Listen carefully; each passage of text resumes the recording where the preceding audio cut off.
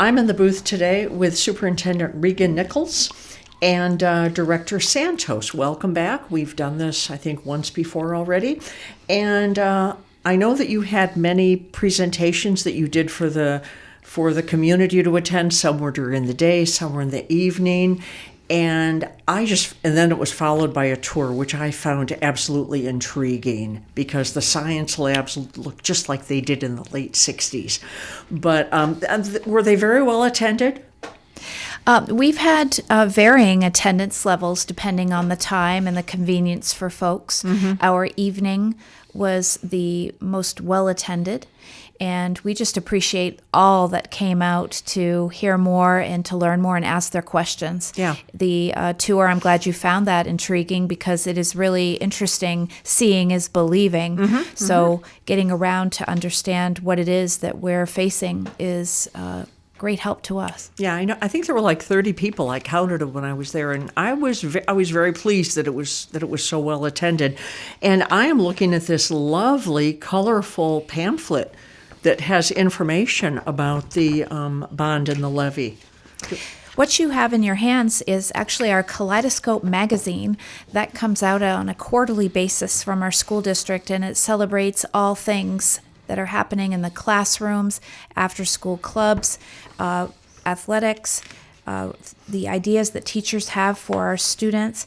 And in this edition, we also do have a centerfold that includes information about the bond and levy. Mm-hmm. The one thing that jumps out at me is 17% of SQIM's operating budget comes from the EP&O levy.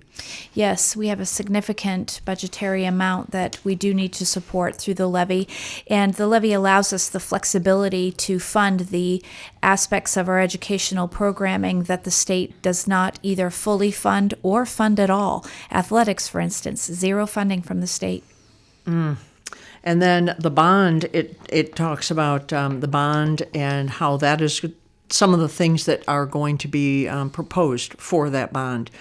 The last time a bond was passed was, 30 years? 29 years ago. Yeah. Yes.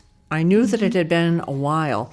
And there's a great graph that talks about how what the ballot measure is, the levy and the bond is less than what was being paid in 2020. Yes, we've been very attentive to tax rate responsibility. That's been a value in our community for decades. And it is true that the $1.85 proposed tax rate, which is combined bond and levy, is less than the $1.96 of 2020. Yeah, so, and when we think of most everything else has gone up in price, I think that's quite remarkable that this is lower than what it was before. What plans, I know that you had someone come in when I went to the presentation, you had someone come in, a different uninvolved party, and looked at the facilities, and the facilities were rated as poor. Yes, we had multiple scores, of course, because we had every facility scored, and we had Helen Haller Elementary. All buildings on that campus were scored poor. At the high school, buildings A, B, C, D, and E scored poor. And when you get a poor score from these third-party state-approved assessments, you're required to contemplate whether you would have major renovation or have building replacement. And we actually conducted that analysis, and it is 1.6 to 1.8 the times the cost in order to renovate than replace. So, of course, we are looking for the replacement as it's more financially responsible. And if you renovated it, you'd still have an old building. Correct. And I think we should have Director Santos explain some of the reasons that those buildings were scored so poorly. Yeah, he is knowledgeable in all this, So, Director Santos, do you want to enlighten us a little bit about how it would be more difficult to renovate than to rebuild? So, first of all, thanks for having us back. Oh, I love to share information. It's the nurse in me to share information with people. What I've presented to the groups that we've talked to in the past is concentrating on 4 critical infrastructure elements. And they all tie back to how difficult it is to renovate the facility. So let's just start with the premise of, if you go into a renovation, you have to bring the facility up to current building code. All right? So that is the predominant driver of cost. And it would be the predominant driver of cost when it comes to the electrical systems in these facilities that we're looking to replace. As I've said to many of these groups in the past, these infrastructure elements are currently in the slabs, so we wouldn't be able to utilize those pathways. The buildings themselves are built out of CMU, concrete masonry units known to some as cinder block. I've said in the open many, many times, not only on this show, but out in the public, that, well, back in the day when they built those buildings, the way they insulated CMU blocks was fill them full of vermiculite. Well, that vermiculite contains asbestos. So we can't run conduit or anything else, as it will, through the walls. So there's really only one alternative if you're going to bring the building up to code, and that's run all the conduit on the side of the CMU. You have to anchor it to the CMU, essentially. That's a very difficult thing to do. You can't punch through the CMU. If you do, you have to remediate it. So there's a risk associated with that. And then we've got water, of course. Same problem. It's in the slabs. Helen Holler's got pipe work that is now starting to occlude or close off because it's galvanized pipe, and that's what galvanized pipe does. And you've had, I think you said at the presentation that you've had someone go down there with a camera. That was on the sewer side. Yeah. Oh, okay. But nevertheless, I mean, we're talking about the difficulties of renovation. And here again, you don't run pipe work on the side of the walls. I mean, right now, modern construction is using PEX or a polypropylene product of some sort, a food-grade polypropylene product. That's a mouthful. So, I mean, copper's really not used all that often anymore in new construction. So, again, we're faced with the inefficiencies of bolting that stuff to walls. And then, of course, you've got sewer. And the sewer at Holler it essentially runs to a vault, to an ejector pump system, and it's pumped 6 feet up in elevation out to the force main on Fur. Well, you're definitely not going to mount sewer to the walls because, number one, it won't flow. It doesn't have enough backfall is what it's called, so it won't flow. So it's got to go under the slab regardless. So we'd still have to jack the slabs up. We'd still have to replace those lines. We'd still have to replace the vault, and this is just at Holler. What I referred to and what you referred to previously is we've had some of the lines scoped, the sewer lines scoped at the high school. Now, the high school doesn't have a vault. Those lines run more traditionally towards North Sequim Avenue with the proper backfall, and they go to the force main out at North Sequim Avenue, just like every other business in your house does, essentially, if you have sewer service. Well, again, you're still wrecking all the floors, jacking up all the floors, and replacing all those lines all across the property. You're going to find that some of it's interfered with by either the vegetation that's grown over the property over time. You're going to have to break up all the sidewalks. You're going to have to break up all the parking lots. I mean, it's just an immense expense. And then finally, stormwater control. And stormwater control is the same problem. You have to dig up the campus in order to get those dry wells replaced. So this is where our third-party estimators came up with a 1.6 or a 1.8x multiplication factor to renovate these schools in a manner that would bring them up to code, and also keep in mind that in no way, shape, or form is it guaranteed. In fact, there's really no way we could renovate these buildings in a way that wouldn't be disruptive to a following school year. We only have a 3-month break every year. Yeah. And there's just no way you could do that amount of renovation to these buildings in that period of time without displacing students and having to find somewhere else for them to learn in the meantime. And the risk factors are immense. I mean, these are very conservative estimates. I need to say that. Yeah. Well, I know hearing you talk about it and having been on the tour of the campus really helps to link the two together, because I can remember those dry wells and how the sidewalk has been displaced, and you had to grind it down so people don't trip for a safety hazard. So correct. there are just so many issues. One of the things that you showed, Superintendent Nichols, was how the teacher has to have their overhead projector in a certain location because that's the only place that there's a plug. And the electrical needs of all of us, the needs are so much greater now than what they were 30, 40 years ago. So how would you address that? I mean, I noticed there were no plugs, very few plugs. And if you have this, what is it, CMU or CMV or the cinder block, CMU, yes. you know, and if you drill a hole in it, there's asbestos in there. So how do you add plugs? You don't. You don't. Well, and part of the issue here is in as you saw on the tour, we've got a lot of this infrastructure already surface mounted. And that occurred back in the 90s when some of the aluminum wiring that are in those buildings was replaced. Not the lighting, but the receptacles on the wall. The bigger issue is the campuses themselves are out of power. So the feed that goes into the campus through the switchgear that I've been referencing all this time, there is no more power to distribute. So we'd have to have the feeders upsized, which is doable given their locations. But again, you're still faced with bringing everything else up to code. Now, we went to the building where the auto shop was, and you shone your flashlight on a big box. Yeah, What's that? That was a switchgear. That supplies the electric to the campus. To the campus. That's correct. And there were gasps among the group. They were like, oh! Yeah, because nobody's seen a VU meter like that since they had a tape deck back in the 80s. And I think you said that if it's replaced when it's replaced at some point, they want to put it in a museum. That's right. Because GE contact. There are none like that. That's correct. And ours is still working. So far. So far, yeah. Yes. Yeah. Fingers crossed. But, that tour was, and I went on a tour several years ago when they were asking for a bond.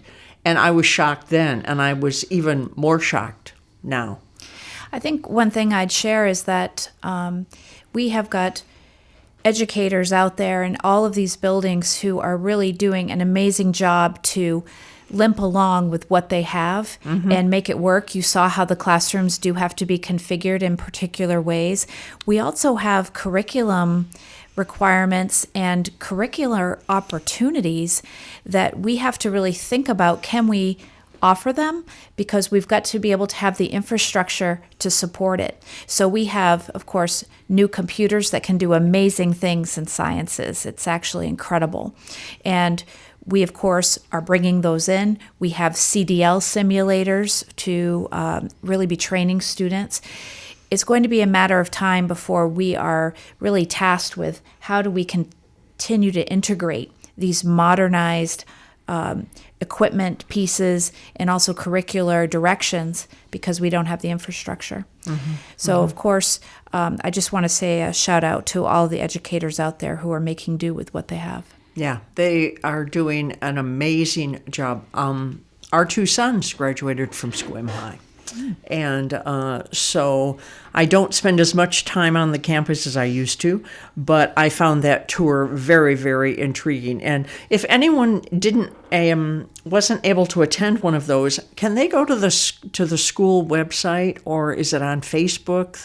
The video that I saw of you showing the dry wells, is that on the school website, or where would they find that? Yes, we actually have a website tab that is dedicated entirely to Levy and Bond 2025. Okay. And so you can go to the front homepage, find that tab, and click on it, and there's so much information, including that video that you could take. What I would say is there are a couple of things that wouldn't be found, and it's important for folks to know, and that is about our transportation center. That is not a place that people tour. We do feel it's very important for folks to know that we have a structural engineer's letter saying that that building will have to be replaced. We have Z-cracking, foundational issues, water and drainage issues, and we're trying to maintain our buses in a garage that has one bay no lift, and was never designed for buses. It was Yeah. designed for lumber storage. It was a lumber storage. And I remember when we moved here, the bus barn was right there by the administration. That's where the buses were stored. And That's correct, until it was condemned. yeah. Well, yeah. So do you want to talk about because there's no video that people can see the bus facility, the barn, how the walls are tipping and Sure. yeah. So I'll just build on what the superintendent said. The structural engineer said what they said, and that it's important to note that the structural engineer was there to do a seismic evaluation of the facility, along with a seismic evaluation of the rest of the district. So this was actually a matter of course. But during his visit, he was able to observe the Z-cracking that the superintendent referred to, and also noted that those structural deficiencies are causing the north wall in this maintenance bay that the superintendent referred to now lean 2 degrees. I said condemned before. Our transportation facility is going to suffer the same fate eventually. And quite frankly, we have timber structures that currently cover the buses. As we all know, here in the Pacific Northwest, wood rots eventually, and those structures have been there since the mid-'60s. The transportation building itself is a hodgepodge of 3 generations of construction. Okay, kind of cobbled together, really. A barn on one end, which again is just as old as the rest of it is. And that's where the maintenance is done. No, I'm actually talking about the covered area to the south that they're using for storage. I need to drive by just to look at it. Yeah, it's quite a facility. And then you've got an administrative area with a few offices in it and so on. But the bottom line is, as the superintendent referred to, stormwater issues there too. Yeah. The water enters through the south, does not come out the north. We know that it's pooling under the buildings. It's starting to move the building around. Yeah. And then going back to the covered areas and the timber-built covers, I've had a roofing company out once to replace some of the corrugated steel panels that are on the roof, because that's what it's covered with, is corrugated steel. They refused to come out again. I was wondering if you were going to mention that. You mentioned that at the presentation that you did, right. Yeah. Yeah, they just won't come out again. I couldn't find another roofing company that would come out to do it anyway. It took me 2 weeks to find somebody who would come out and do it. And they came out of Puyallup. And when they were done, they said, okay, we're not getting back up there again. And I said, why? And they said, well, we believe that there's too much flexing on the roof, and we don't feel comfortable getting up there. And lastly, I'll mention, from a state strategic perspective, I guess you want to call it, the state is pushing electric buses. Whether we change out part of the fleet or the whole fleet eventually, that property cannot be supplied enough power to facilitate a whole fleet of buses. We can't put enough chargers in. We can't provide it enough power. And furthermore, we could put a few chargers in as, let's say, a pilot. But I don't think anybody would feel comfortable plugging a bus in either the rain or under a leaky roof. Yeah. So we have those challenges that we're looking at in the future, and the superintendent mentioned future-proofing our other facilities as well. And it's worth mentioning. I said the seismic studies that we had done. It's worth mentioning that when Holler and A, B, C, D, and E at the high school were built, there were no seismic standards. Okay.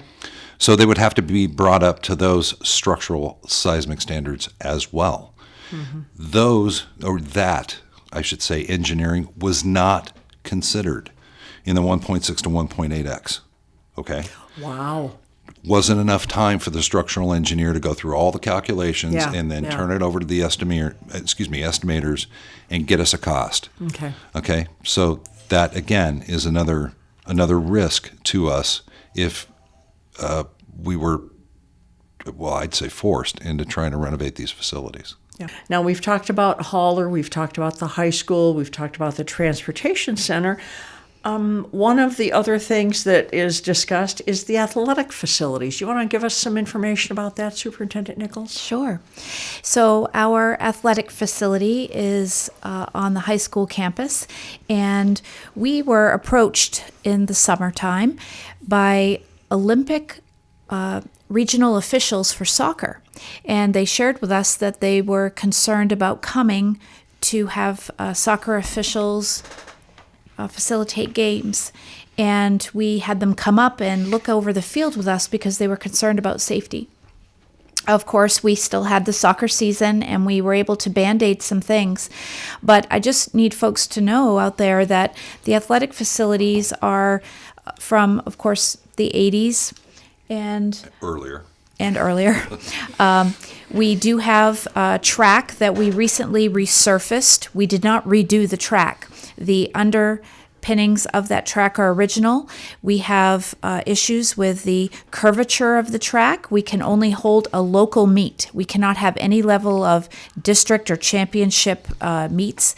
With soccer, we're same situation. We have a narrow field instead of the regulation width, so we can only have local home matches. We do not have a district or state championships, and we want to be sure that our students are able to have the facilities that will facilitate the best competition possible and the most access. And please know this, we are booked.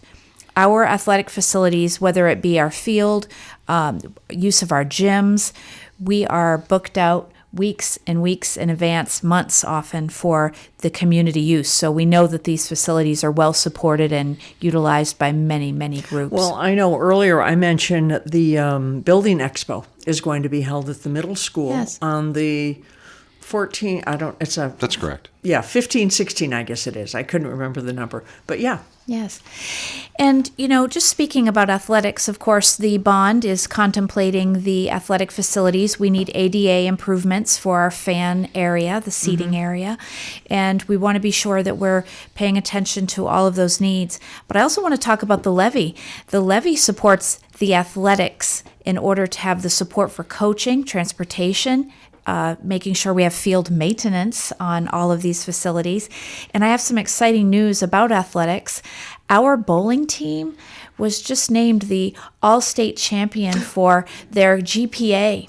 Wow. So we just had them at the school board last night. It was such an exciting celebration with those students because the student athlete is really shining, and to have top tier in our state is amazing. And not just the first year, second year. This back is to the back. okay. Yes. Awesome. Wonderful. Yeah, that's great. Now, all of these things that we've talked about with the school and, the upgrade the school, the infrastructure, athletics, people don't think about athletics being a draw for people when they want to move here for their kids, but it is. Parents want their children, and exercise. As a nurse myself, I know that exercise is so important rather than just sitting at home all the time. Well, we've had many discussions with local realtors, and they have shared with us stories about folks who are out there in the community, professionals coming to our area. They're getting really strong job offers, and they are concerned about the athletic facilities because they have their children in very competitive athletics, and we have a lot of private and community-based club athletics now, and they want to have facilities that support those. And I would say it's not just people who might contemplate moving here. We have so many folks in our area that just wish that our facilities were up to speed so that we don't have to have our students traveling to other I-5 corridor areas and thinking, why can't we have this? So we are trying to address the concerns. And one other thing about our athletic facilities, bathrooms. Anyone who's gone to any event, you'll know that we are definitely The presentation that I went to, you mentioned something about the bathrooms at the athletic facilities, and there were some parents there of some students, and they just, obviously, I haven't been in them myself, but they must be quite interesting. Michael, do you want to make the one restroom we have is substandard, to be Yeah. honest. Basically, the public has to use porta potties. Yeah. There's no other way to say it. Yeah. I mean, they do. And that goes along with the students and or the participants that are on the field. They have to use porta potties because our restroom facilities at the stadium are either unusable at times or just undersized and not appropriate, I would say. Okay. All right. It's important to note as well, while we're talking about this, anybody who knows our stadium there at the high school has probably seen these very tall telephone poles that have the lights on top of them. Those poles were gifted to the district back in the early 80s by the PUD. And again, I'll go back to, we're in the Pacific Northwest, and eventually wood rots, and those poles are not going to last forever either. Yeah. We just had them inspected, mostly a clean bill of health, but we were told at the time by the inspectors going, hey, these are getting a little long in the tooth. Yeah. You might want to think about replacing these with modern metal poles, and we would do that. We'd use the fixtures we just bought. Of course, we just converted to LED, but we'd use the fixtures we just bought as part of that project and convert to metal poles that will certainly outlast the wooden poles that are there today. Did you want to talk a little bit more about this wonderful magazine, this Kaleidoscope? This is so informative. We really hope people can come to our website and click on the Kaleidoscope. The outside of the buildings, of course, is important for us to be maintaining and discussing, but what's going on inside is the heart of any school district, and the celebration of academic achievement that's going on, the arts. There's so much in this edition about fine arts. Community partnerships. You know, we partner with so many organizations that come and support our schools and our students, and we can't say thank you enough. They are highlighted in here. And also we have many of the achievements that students have made along with what clubs are out there doing. So we hope people take a look, because driving by a school, you don't always see what's going on the inside. But this Kaleidoscope, if they go to sequimschools.org/bond-levy_2025. Yes, they'll see in that document that there is information about taxpayer investments here, and also making sure that folks understand that although we've talked about the tax rate, we also have projected forward because we've looked at our past. We've seen that the residential construction that has been happening in both Sequim and city proper and out in our county has been significant, and that has allowed our tax rate to actually drop over time. And we project with the 500 to 1,200 new residential constructions that will be happening in the next 5 to 8 years, that effect will continue. We just got noticed that 3rd Street is going to have 104 units built very soon. So we recognize that the $1.85 is likely to go down over time because we will have those constructions. So the price is a certain amount, but then they divide it by the number of people that are paying in. Yes, and that's simple. It's an important thing Yeah. to note, though, because we have so many folks who have moved here from other states. In Washington State, levy and bond amounts are fixed. And so the number of taxpayers that you can add to the tax base to help share the load, you do have a reduction in the rate. Yeah. Okay. Well, the election is February 11th. There is a drop box in front of the old JCPenney store here at Sequim Village Shopping Center, and also out by Sunny Farms on Mill Road. If you are going to put it in a mailbox, make sure you get it in the mailbox early enough, because it has to be postmarked with February 11th date. And our mail goes to Tacoma, so it doesn't get stamped here. What other things any parting words that you would like to share with our many listeners all over the world? They might not be able to vote, but they can at least be informed. Well, I'd love to invite our community out, because it's really important when you are considering what you're investing in, and you do face taxes for it, that you get something back. And we'd like to invite folks out to our senior play. Our senior play this year is happening on the 13th, 14th, and 15th at 7 p.m. and February 16th at a 2 p.m. matinee. It is called Sequimderella. And this Sequimderella, year's I love it. cast has actually written the play. Oh, wow. So we are so excited for folks to experience our seniors and the talent that they have. Of course, if you've ever been out there and seen one of our operettas or a school play, you know that already, but we would love to have folks come and see and understand these are Levy-supported activities. Mm-hmm. And the auditorium was recently renovated. It's lovely. It is very, the seats, it was paint, they've done something to it. It looks nice. Yes. Of course, we still have more needs there, especially with electrical. When we had Boys in the Boat come, remember that time? Yes, we were very challenged with that space, but you're right. We have kept it up, and we can't wait for the students to be shining in it. Well, Superintendent Nichols and Director Santos, thank you so much for coming in and informing our listeners about the bond and the levy. Remember, bonds are for building and levies are for learning. And hopefully this clarified some of the questions that you have had. All you listeners, they will be back one more time next Monday, February 10th at 1 p.m. So I'm going to throw this out there. If anyone has a question that they would like to have addressed, send it to office@ksqmfm.com and flag it with school district or something, because Tama gets so many emails. So send us an email and I will forward that. Send it to me by Friday so that I can get it to the superintendent. So she has to do any research, she can do that, and then we can address that on the air. But if we don't get any questions, we will just give more information. So thank you so much for coming, Superintendent Nichols and Director Santos, and I look forward to seeing you on Monday. Thank you. Okay. Thank you so much.